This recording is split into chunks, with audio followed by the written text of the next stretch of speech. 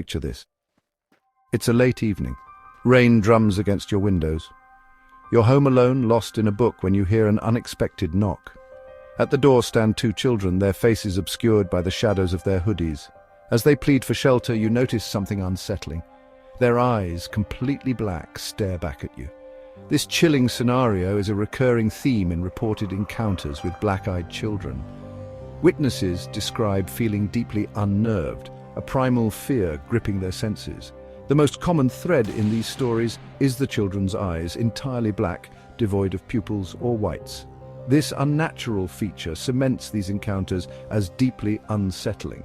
The persistent question remains, who are these black-eyed children and what do they want? Are they simply a figment of our imagination, or do their roots delve deeper into the unknown?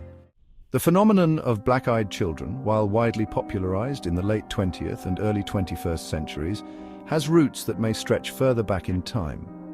Some researchers draw parallels to folklore creatures, suggesting these beings have haunted our collective consciousness for centuries.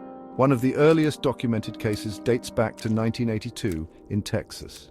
Journalist Brian Bethel reported an encounter with two young boys who approached his car at a movie theater. Bethel, initially inclined to help, was struck by an overwhelming sense of fear as he looked into their pitch-black eyes. He quickly drove away, shaken to his core. Since then, reports of black-eyed children have surfaced sporadically across the globe.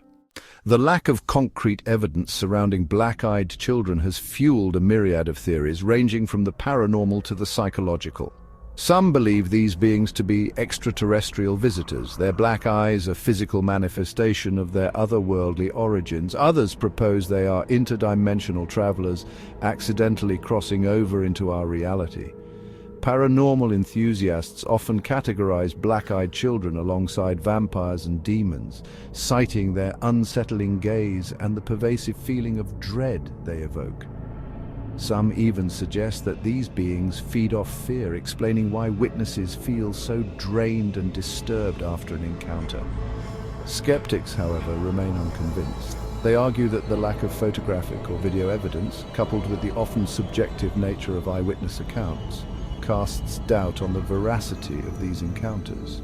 They attribute the phenomenon to a combination of factors, including misidentified children, overactive imaginations, and the power of suggestion fueled by online forums and creepypastas. Psychologists suggest that our brains are hardwired to recognize patterns and seek explanations for the unknown.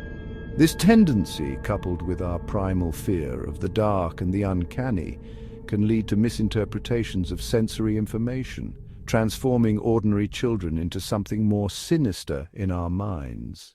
Interestingly, the motif of black-eyed children finds resonance in various cultures and folklore traditions around the world.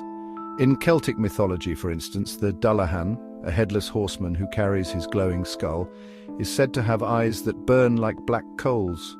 Similarly, Japanese folklore speaks of the Nopera Bo, faceless spirits that often appear as ordinary humans, their true nature revealed only in the absence of eyes or mouths. These cultural parallels suggest that the fear of beings with blackened eyes is not a recent phenomenon, but rather a deeply ingrained human fear that has manifested in different forms throughout history. The black eyes, often associated with death, darkness, and the unknown, tap into our primal anxieties, creating a sense of unease and vulnerability. Whether these stories are rooted in reality or simply a reflection of our deepest fears, the enduring fascination with black-eyed children speaks volumes about our relationship with the unexplained. Their unsettling presence in our collective consciousness compels us to confront the boundaries of our understanding, blurring the lines between fact and fiction, and leaving us with a lingering question: what if?